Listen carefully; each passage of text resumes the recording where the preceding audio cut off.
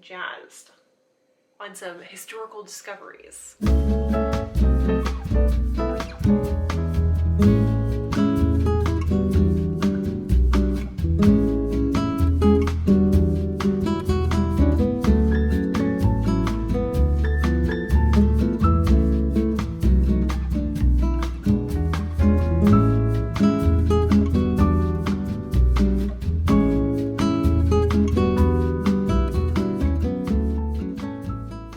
Hello friends, good morning. Welcome back to the channel. If you're new here, my name is Kaelyn. I am a 5th year PhD candidate in history and African American studies at Yale, living in London. And recently I have been working full-time, and I gave notice a little over a month ago, and I have about 3 weeks left in my tech job. So things are changing. And I'm going to be focusing a lot more on my dissertation. If you want more information on, you know, the why and what's going to happen and all that, then you can watch this video that I posted. But I'm taking you along for a week in my life. It's still going to be a typical like working 9 to 5, working on the dissertation, all of that for the next couple of weeks. But I wanted to take you along because I haven't really been terribly in the mood to vlog. And the reason is that I was waiting to make the announcement that I was leaving my position, and I wanted a little bit of time to like process that announcement and that change.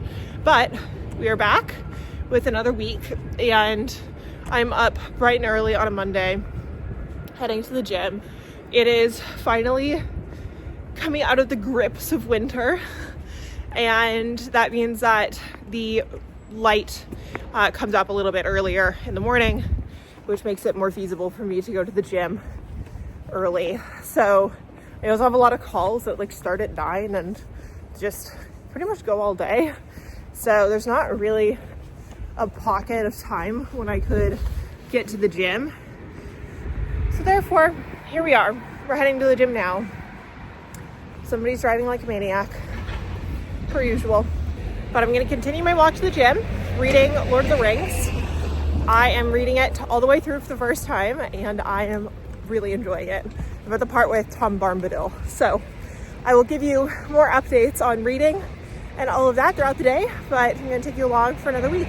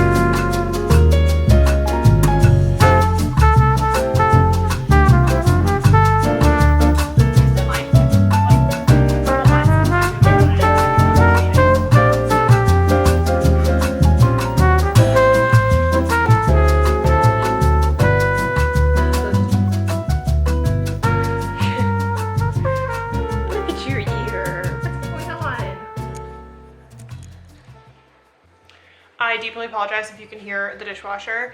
I ended up needing to jump on a call. So I got back from the gym and just made up my cold brew tea, jumped on my call, and then I took my shower. And now I'm gonna make up a bit of breakfast and then jump into work for the day. I need to work on some kind of customer workflows. So we have basically these maps of the customer experience, and I just need to update them for 2 of the products. And then I have an ops meeting this afternoon at around 1 o'clock, but it's a relatively standard Monday. I have to get on the scorecard, the weekly updates, all of that kind of stuff. It's gonna be a pretty nice chill day. And then I have a client call at like 8 p.m. So after work, I'll do work on the dissertation from about 5 to 8, do my client call, and that'll be the day done. So I'm gonna go ahead and jump into it. Moo looks so sad because it's not sunny outside. She has been really loving the sun through the window and having a nice sun patch to lay in, and she looks kind of sad. We had a very nice weekend out in the countryside, and she got to run around in the woods, and she looked so happy, and she looks so sad today. Moosef, you okay? She gets in these moods. I think that she is greatly affected by the weather, or I am projecting onto her because I am greatly affected by the weather. But I'm gonna make my breakfast and stop yammering on because I gotta get back to work. But I had a really good yoga class this morning. I'm really glad that I got up. I really didn't want to, but got to go and then pick up some groceries, which was much needed. And it's time to get the day started.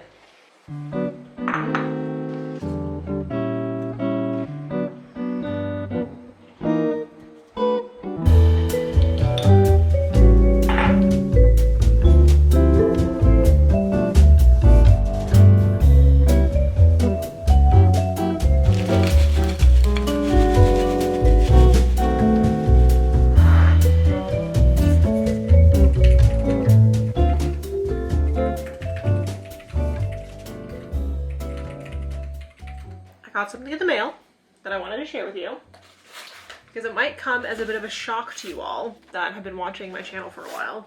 But I picked up a different kind of planner. As you know, I have been using the Golden Coil planner for probably 5 years now. And they are beautiful, they are customizable. I absolutely love the paper, and the company's owned by 2 sisters, and I think that their quality of product is fantastic. However, I cannot get the daily planner as a full year. I can only do it in 6-month increments.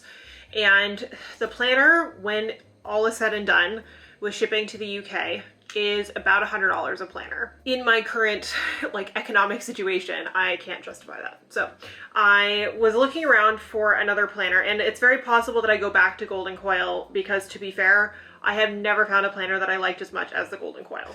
But I did a bit of research, and I really liked the look of this one from Intelligent Change. Now, the thing about this planner is this is the quarterly planner, so you technically would need to buy 4 of them to fill up a complete year, which I'm somewhat okay with for 2 reasons. One, I personally really like daily planners, and every one that I've used that does cover the full year is massive.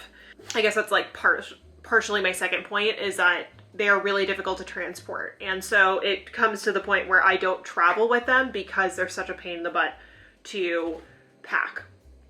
However, this seemed much more compact by comparison to my Golden Coil, which is incredibly thick and only covers 6 months.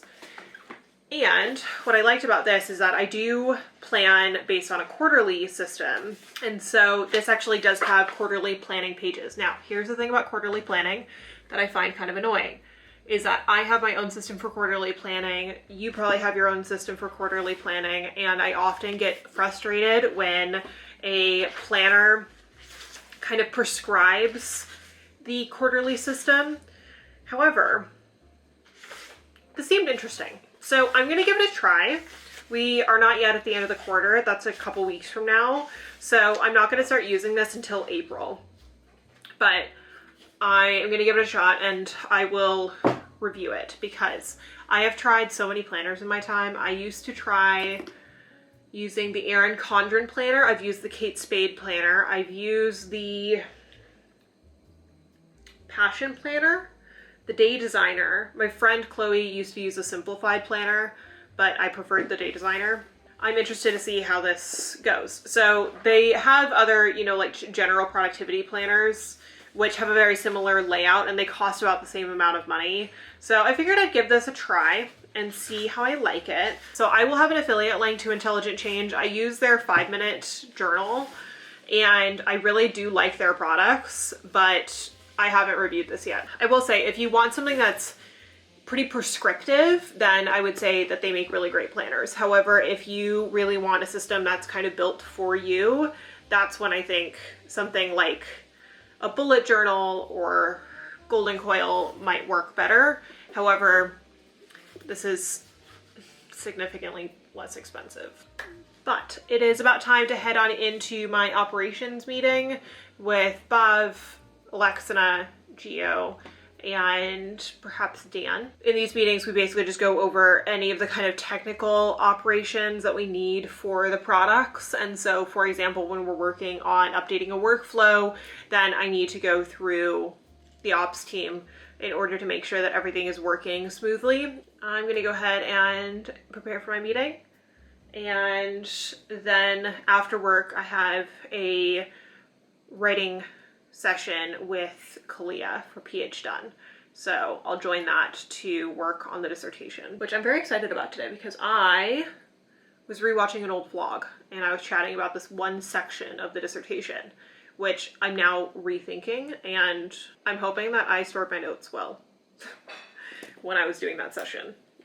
So this is the one benefit of vlogging the experience of writing a dissertation, is that there are things that I've worked on in the past that I just forget about. And then I'll watch the vlog and I'm like, oh, I wrote that thing in GoodNotes. I can probably go find it again. The wonders of documentation. Okay, I'm gonna stop rambling now.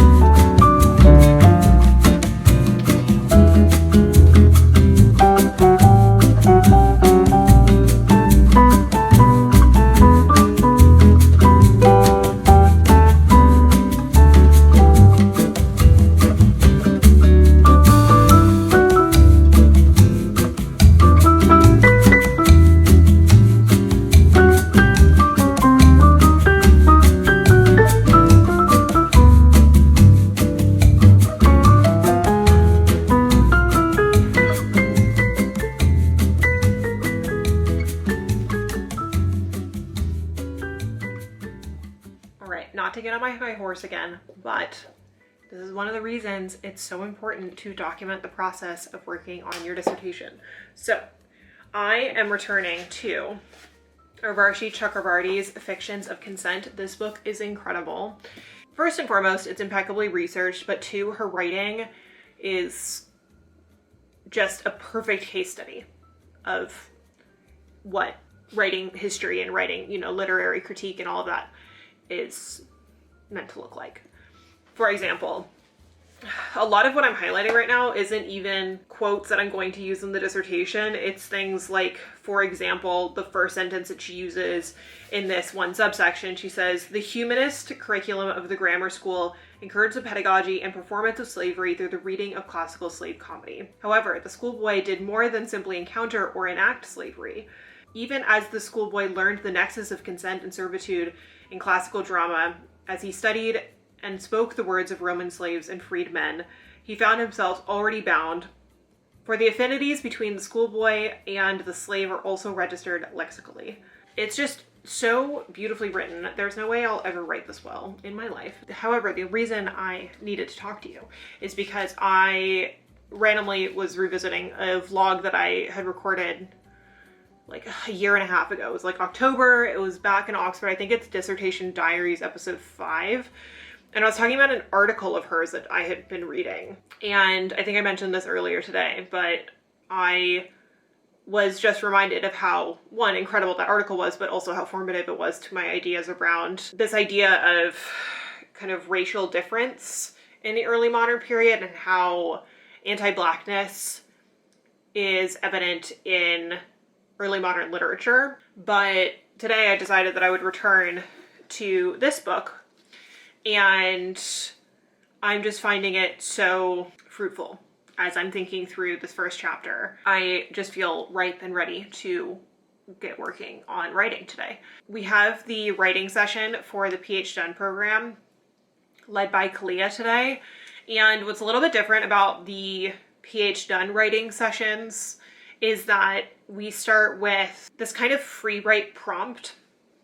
And the object or the intent of the sessions is really to focus on actually getting words on paper and not just reading and, going through the motions of the process, but really actually diving into writing. I just find that I get so much done in these sessions because of the structure of them and also just the way that Polly and Kaelyn guide the sessions. I just find it really comforting, and that there's other people in the session that are also, working on their dissertations and are also getting their PhD and are going through the same thing as I am. That's what Accepted Society is generally. So the scholars membership just broadly has mostly graduate students or independent researchers. However, what's unique about PhD is having that kind of guided support. So I've been working with Polly as my PhD coach, and she's kind of been helping me work through this writing process. And I've been really struggling with feeling like I'm on the verge of just really needing like a week or two of just all out dissertation deep dive. And I just don't have the time for that yet because I am still in my job for another couple of weeks. And I've been struggling to write and to really focus on the dissertation because of that, because I feel like I'm at a point where I really just need to dive head first. Today I'm reminded that I can still do little things. And one thing that I'm going to do today is play around with chapter 1, which I've been avoiding because I don't feel like I have enough primary source material. I'm going to try to write kind of historiographically anyway and use the source material that I do have, because I do have a lot of material on specifically Black children in early modern England, because I have the registers from the parish records, and I have those like in a book rather than in the archive. And so that can be a starting place. And there's one girl in particular, her name is Mary Phyllis, and I've talked about her in my prospectus. I've written about her a few times, but what I think is interesting about her is that it seems as though she is treated like an apprentice rather than like somebody who is enslaved.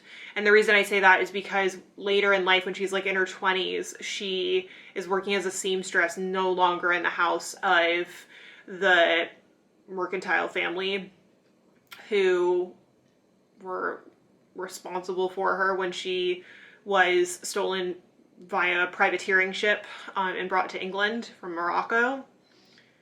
So I think I might start talking and writing about her and just see where that leads me. But I'm just very happy that I returned to this book.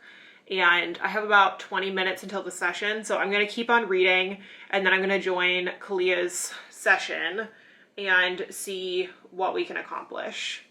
But I'm feeling good.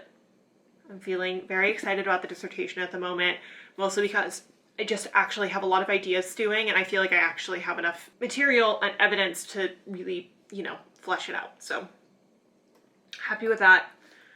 And I'm going to try to put in a couple of good hours on the dissertation while I still have brain energy capacity and whatnot.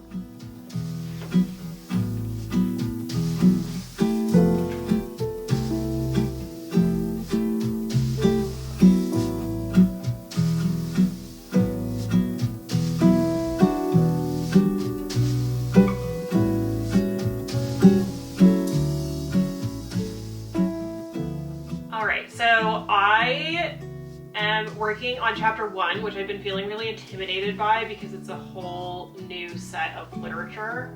However, I was like playing around with the different kind of definitions within the field of like enslaved, like indentured, or apprenticed.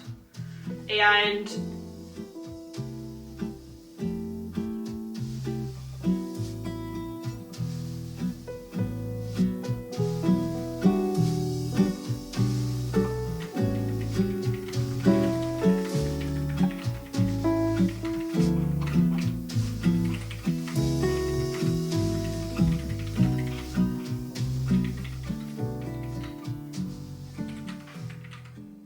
I did it. I wrote 526 new words today. That was such a good session. And I got it done in like 2 hours. So I'm gonna call it a win. I'm gonna call it a day. I'm gonna go ahead and spend some time with London Boy. I have a client call at 8, so I'm gonna take an hour break. I'm gonna read Lord of the Rings and call it a day well spent.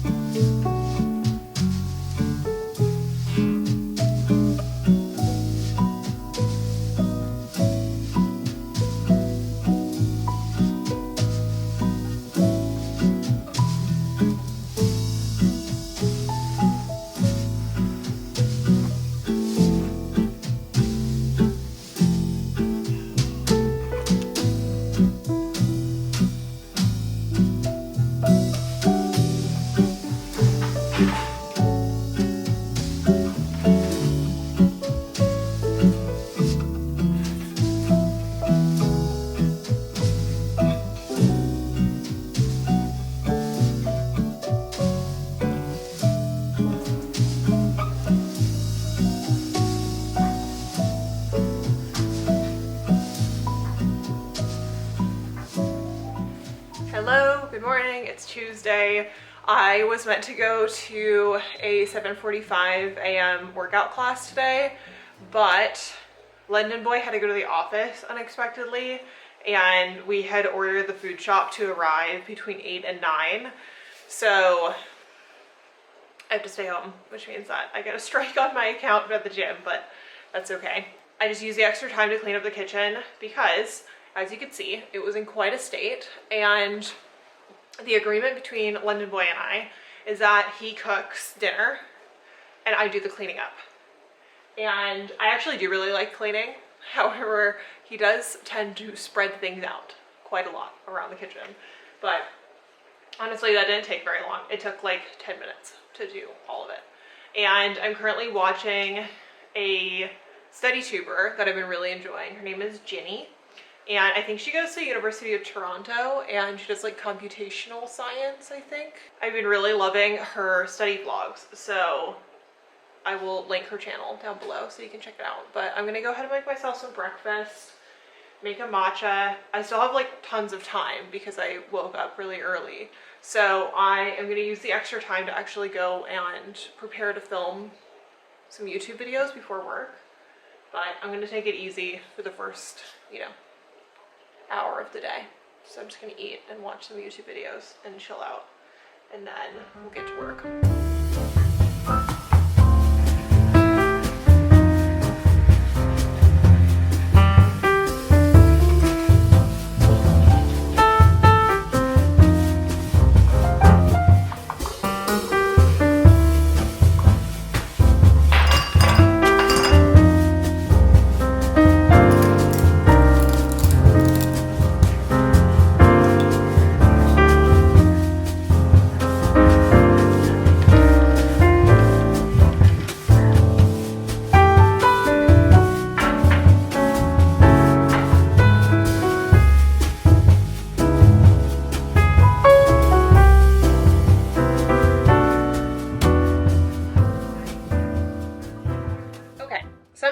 Out of the house. This means that we have an opportunity to yap, and talk a little bit about something that's on my mind. So I have been watching a lot of study vlogs again. So watching like both undergraduate and graduate study vlogs.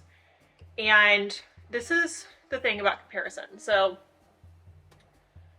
I'm watching them and I feel envious. And I'm acknowledging that I feel envious and trying to ask, like, what about? And I'm envious that they have full days that are dedicated to their studies, which I think is kind of ridiculous and a bit hypocritical of me to say, because when I started my PhD, all I really wanted was to be somebody who, you know, did it all and was really dynamic and all that. And then, you know, last year I really wanted to see what it was like to work in tech. And I just feel like I don't have a super clear and kind of linear identity to cling to. And so I'm watching these videos and it just reminds me of when I was making vlogs at Yale and they were really focused. At that time, I was comparing myself to all the people that could do things that weren't academia. But now I'm comparing myself as somebody who has a 9-to-5 and is trying to be in academia. I'm comparing myself to people that are full-time in academia. Comparison really is the thief of joy. I will be able to focus on the dissertation after this, and you know, I plan on really just kind of locking in on it for a year or a year and a half, however long it takes to finish this dissertation. Last night I felt like I got this like sneak peek into what my research could be like if I, you know, gave myself the time and the space, because I was working on chapter 1 and it's a chapter I've been really, I don't know, avoidant of, I suppose. And it just seems online like PhD students, while they struggle, they still always get it done. And right now I feel like I'm not getting it done. And so that's the part that I am feeling, I guess, like insufficient and feeling like I'm not a good student. And I was watching this podcast on YouTube the other day. It's with Kristen and Maddie. They have a Booktube channel, and they also make TikTok content, but they brought in the author of this book called Existential Kink. Far be it for me to talk about this book on my channel, but I think it's an interesting concept, and I was talking to London Boy about it yesterday. So the idea of it, as far as I'm aware, I have not read the book. The idea of it, based on the conversation they were having with the author, is that if there are things in your life that you keep repeating, it's usually that you have subconsciously developed an attraction to that feeling. So I'll give you 2 examples. One of the examples that they had was if you or a friend constantly complain about the job that you have. This author argues that the thing that you become attracted to is having a job to complain about. It's not actually about wanting a better job. It's not actually about wanting a happier situation. It's about wanting subconsciously, not consciously, but subconsciously, to remain in situations where you have something that you can complain about. Alternatively, and this is the example that resonated with me, I think it was Kristen. I actually don't know which one is which, but one of the sisters was saying that she constantly feels like people are mad at her. She realized that she makes situations really hard for herself subconsciously, so that way she can feel like she's doing good and that she's like working really hard, and that is an indication of her being good. And that really resonated, because when I was thinking about it, basically everything in my life has come down to this feeling like if I am not basically working myself to the point of sheer exhaustion, that I'm not smart enough, I'm not good enough, I'm not working hard enough. I think that this comes a little bit from, you know, obviously there's like stuff in childhood, but I really think it comes back to my professional athletic career, whereby if you didn't seem like you were blood, sweat, and tears committed, then it was seen as you not being dedicated enough, hardworking enough, good enough. You didn't earn the opportunity, so I would do everything. Like, I groomed and I did braiding the horses' manes at night, and I would set jumps, and I would come in on my day off so that way I could feed the horses and I could check that the course for the following week was set up. In some ways I got praise for it. In some ways there were people that I worked for that were really quite emotionally abusive. And I'm recognizing a pattern with these seasons of change whereby I'm just like constantly seeking some kind of way to feel like I'm doing a good job. And right now my mind is saying that the thing that I can do better if I had more time was my dissertation. I'm also trying to acknowledge that that's also going to require a ton of work. That the way that I've done things up until this point are not going to work if I want to finish this dissertation. There was a time at university where I stopped doing any side projects. I was doing some freelance writing at the time, and I stopped for, I think, probably 4-ish months, and I just locked into the thesis. I know that that's kind of what I need to do with the dissertation. The problem is that it's not something I can finish in 4 weeks. Sorry about that. The problem is that I can't finish it in 4 weeks, and if I wanted to lock in completely, I would need to be back in New Haven because of funding.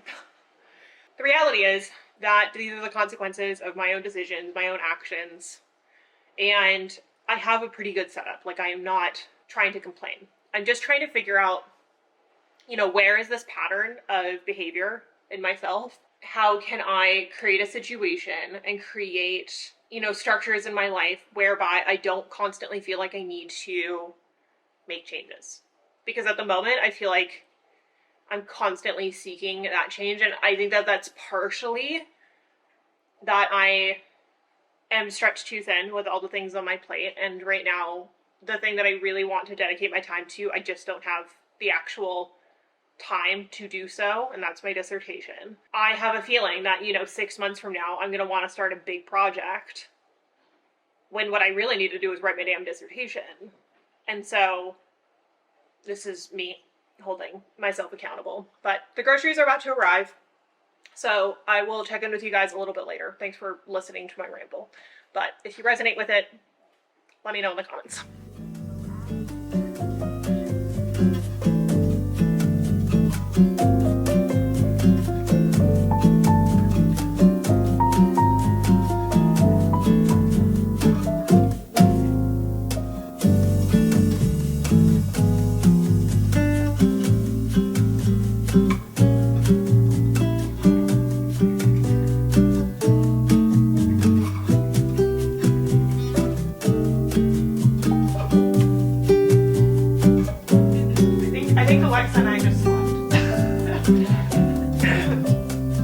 That was the consensus for the ops call yesterday.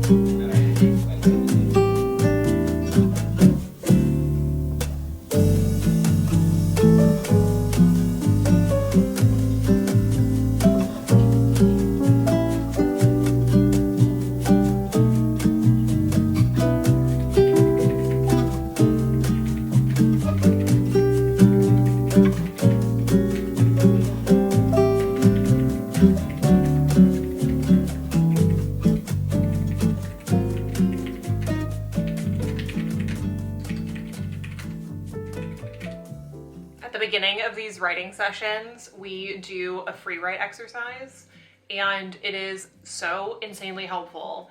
Just having 5 minutes with a prompt to begin thinking about your research, and it's been really helpful as I've been feeling stuck with writing. So, as I was mentioning yesterday, I was looking at the Urvashi Chakravarti book, Fictions of Consent, and I was thinking about what I was going to work on today, and one thing I need to do is kind of mind map my first chapter based on some of the research that I had done for the prospectus and that I had done probably about 1.5 years ago, and combine it with this newfound literature on early modern child labor and try to blend them. And the literature I was looking at, a year and a half ago was really focused on Black women and on Black people in general and labor performed by them, their legal status, etc. in early modern England. And I need to kind of find a way that these two speak to each other. And they're part of a general conversation that's similar, but a lot of the early modernists are really focused on English children born in London. And what I'm interested in is the children that were taken either from the African continent or were born on English soil, and like what their legal status was prior to a law of slavery. As I was thinking about these ideas for today, I started kind of free writing, and I had the prompt from the session, which is being led by Polly, and it said, the next step for me is, and I said that I need to begin kind of constructing the skeleton around the secondary literature, and it reminded me that there are records of children that are born mixed race in early modern England, and some are born to parents that are married and some that are not. And what's interesting about the children that are born, quote, illegitimate or outside of marriage is that under the poor laws of the late 16th century, their parents would have been punished for having a child out of wedlock. The mother would have been imprisoned, and then that child would have fallen under the jurisdiction and the oversight of the parish. So we see this in the case of English children, but I want to know what happened to the number of children that are listed as illegitimate and also mixed race. I need to find the actual records themselves. It's in an article from Miranda Kaufman. And what I need to do is just do a little bit of digging into the names of those children. I think she just gives a statistic, which is not very helpful, but I'm hoping that if I can mine her footnotes a little bit, that I might be able to find more information. I'm telling you, these free write prompts are so helpful because I hadn't even remembered or thought about that particular statistic or the Miranda Kaufman quote until this moment. It's been a while since I, thought about how important that is, and it would be a really interesting kind of anchoring point and juxtapose, their legal status and how it is that they're treated versus, children that are born illegitimate to English parents. I'm going to do some digging. I'm really tired. It's been a long day, and I don't really have a ton of energy to work on the dissertation, but I'm just going to do as much as I can and see what we can find. So I'm going to go into that article and I'll let you know how it goes.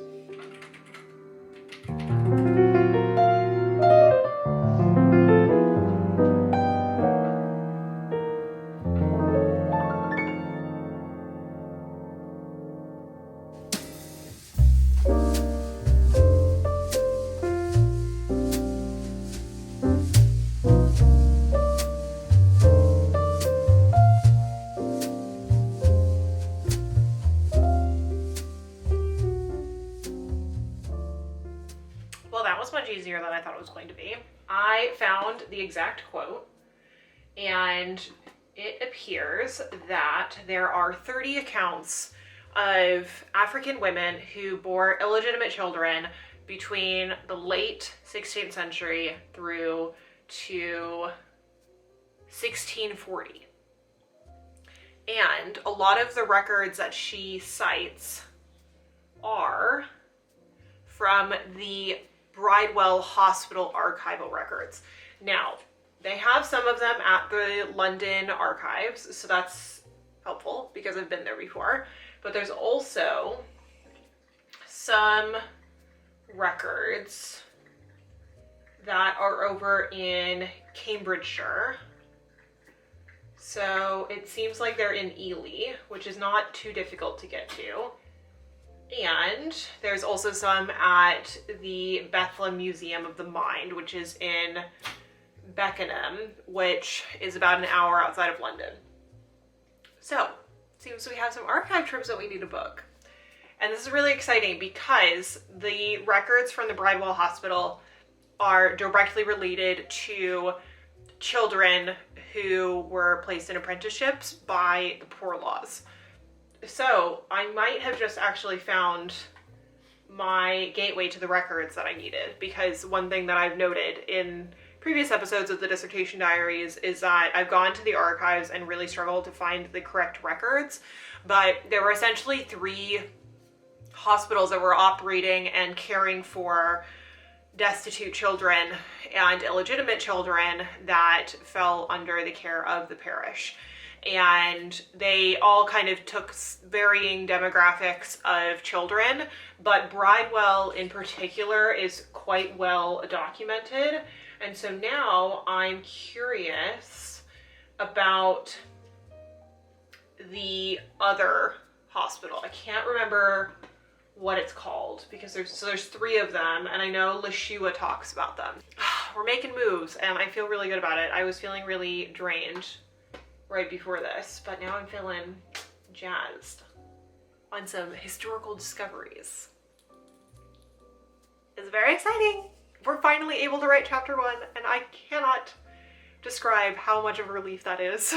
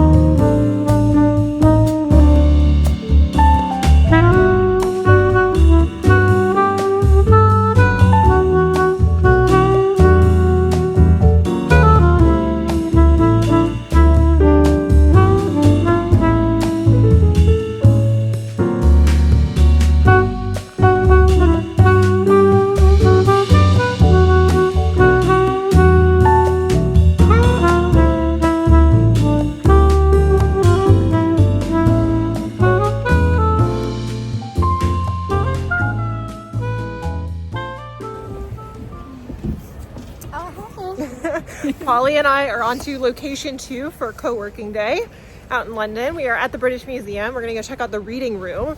I am currently working on a guide for all the different study spots in London. So Polly has volunteered to assist me by going to all these lovely spots. Very happy volunteer over here.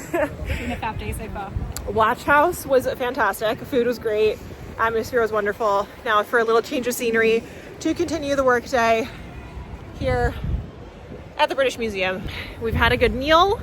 It is now about 1 in the afternoon, and we're gonna go check out the reading room and hope that there's a space to sit down.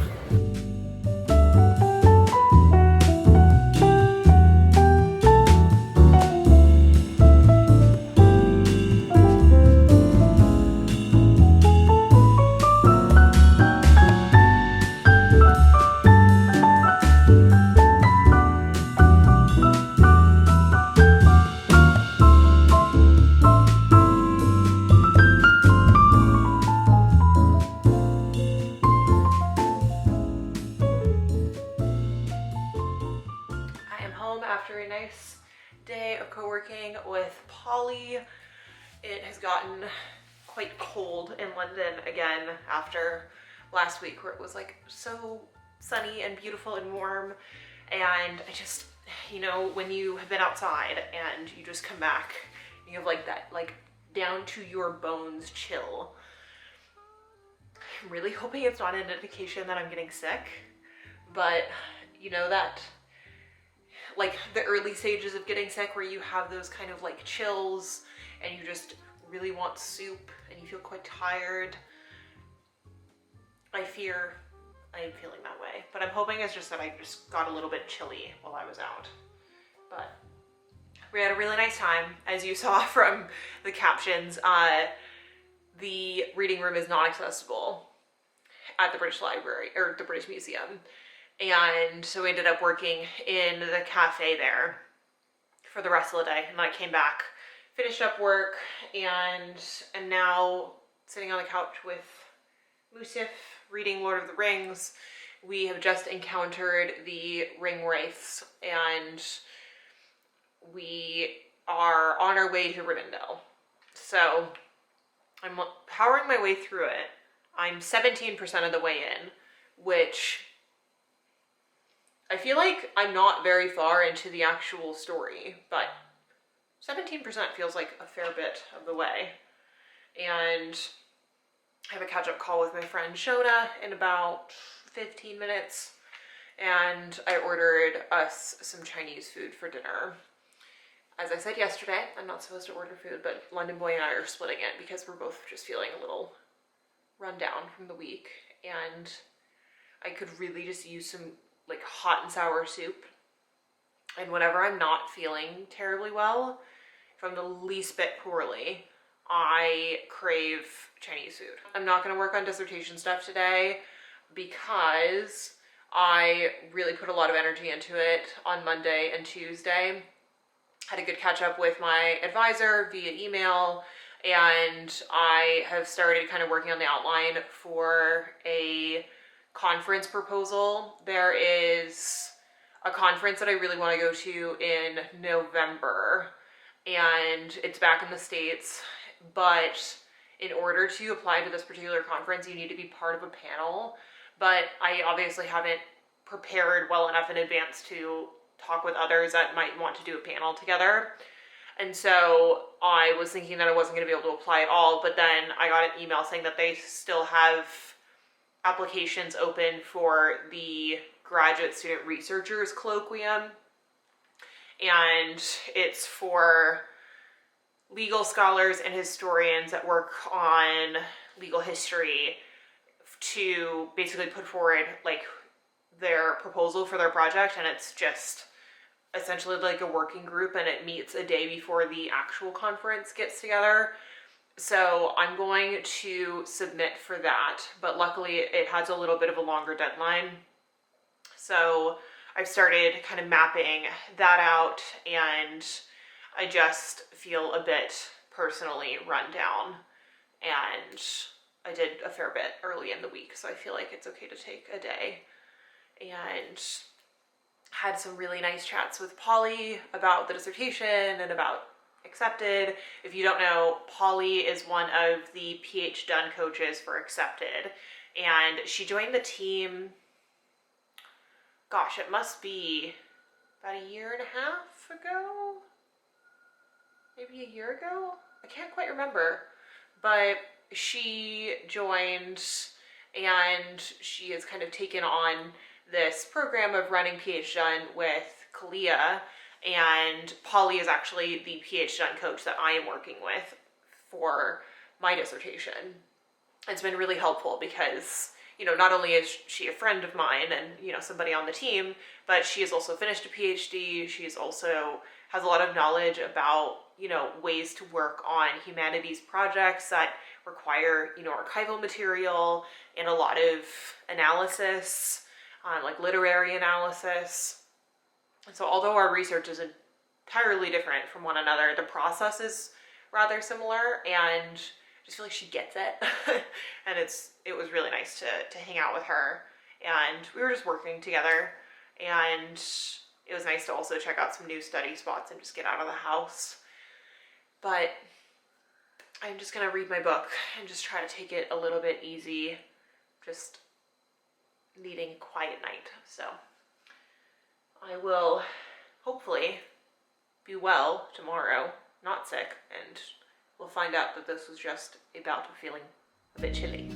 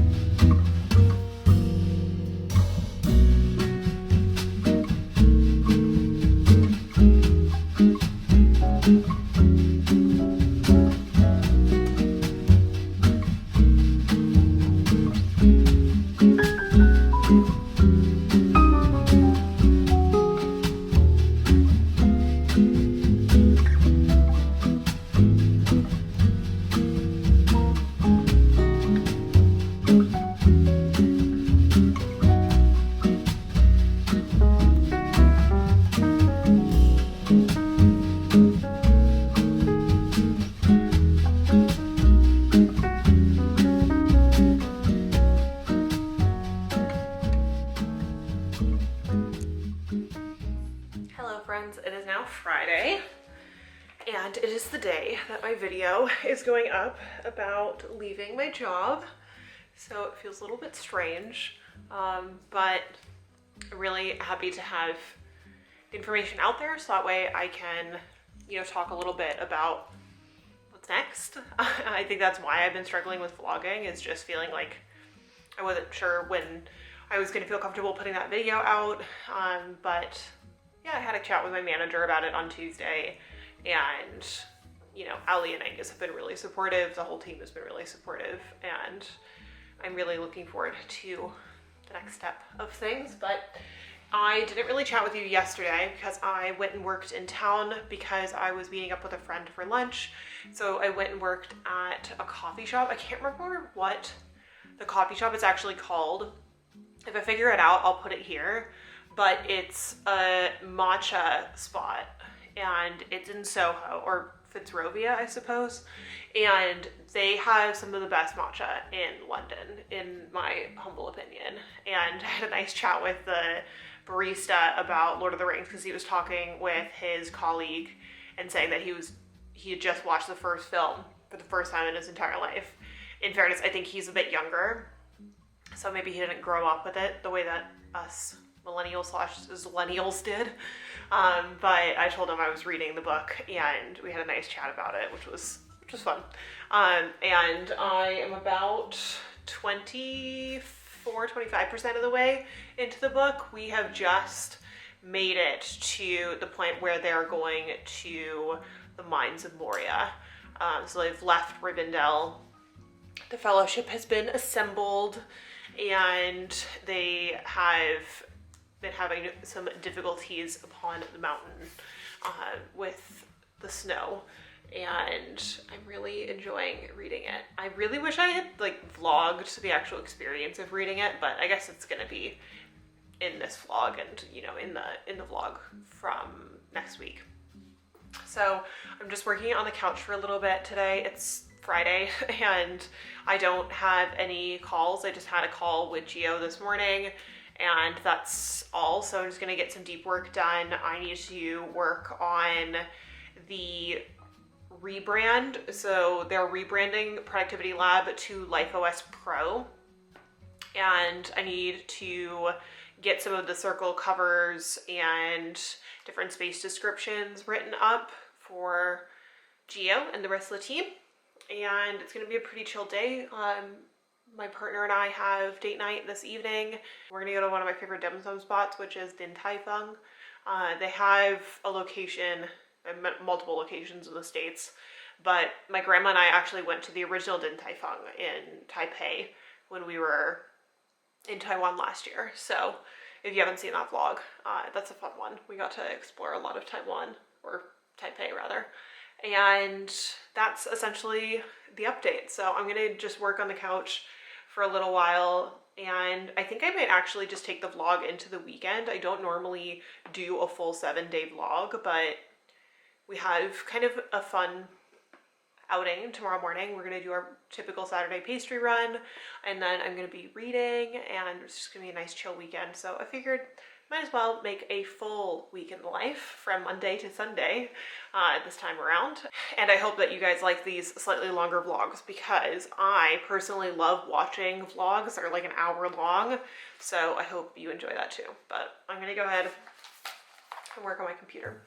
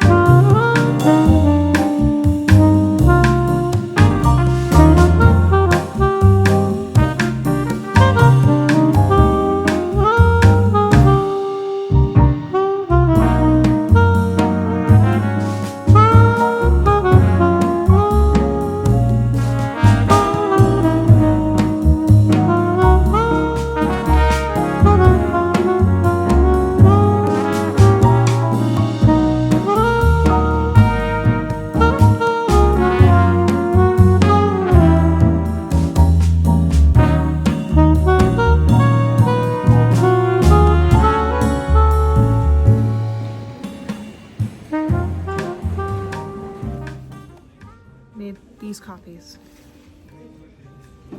What is this?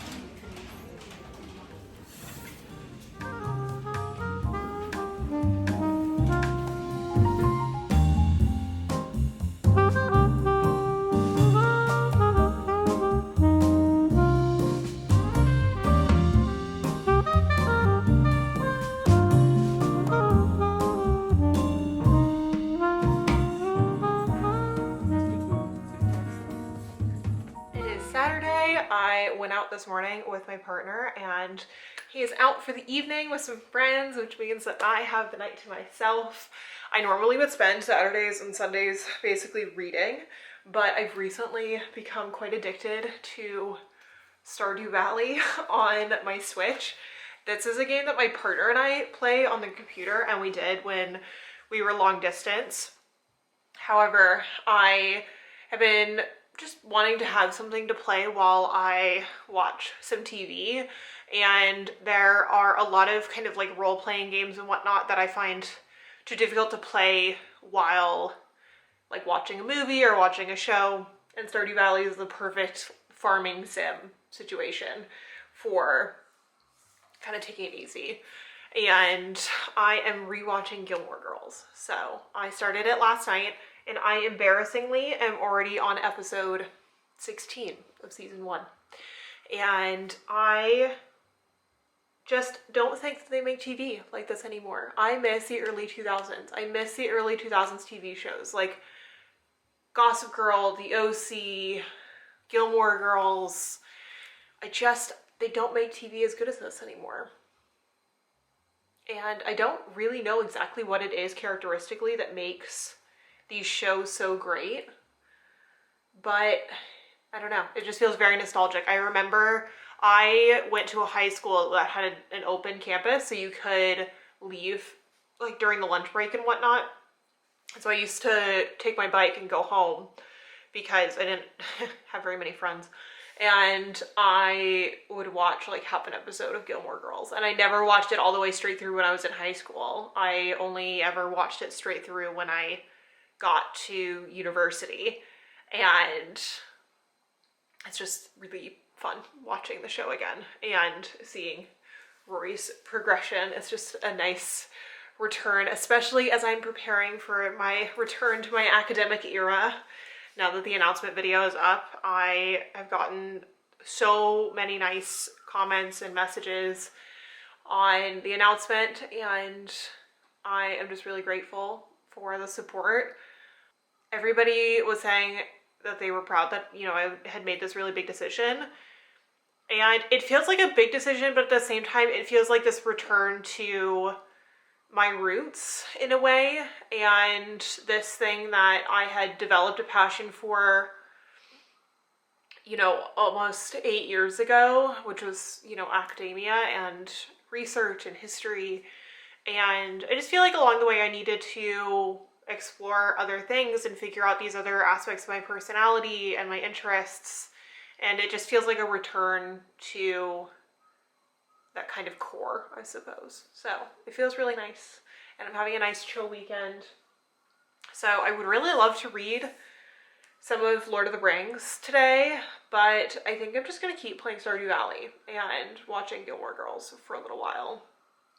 And I don't really know what the plan is tomorrow. I think I would like to take Moo to the park, so I might take her for a little outing in Greenwich. She's been a bit reactive with other dogs, so we'll see how she will be. But she's much better in like open spaces rather than out in the city, so maybe that'll be better. But I'm gonna go ahead, I'm gonna play Stardew Valley. I'm on my second year and we are in the fall season, and let me actually just show you a little bit about my farm.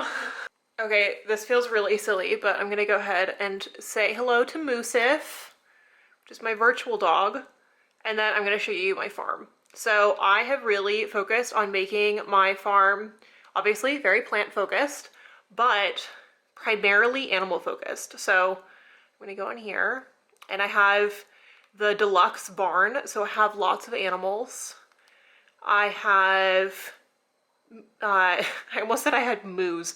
I have cows and pigs and sheep and goats, and they're all very cute and very sweet, and they all have really funny names. So this one is, well, that's Zephyr, but I have, is this Bambi? No, this is Flicka. So I have Bambi. Bambi. I don't know if you can see that. So I have Bambi, I have Mulina, and Moana. So anyway, that's my farm. I have lots of animals.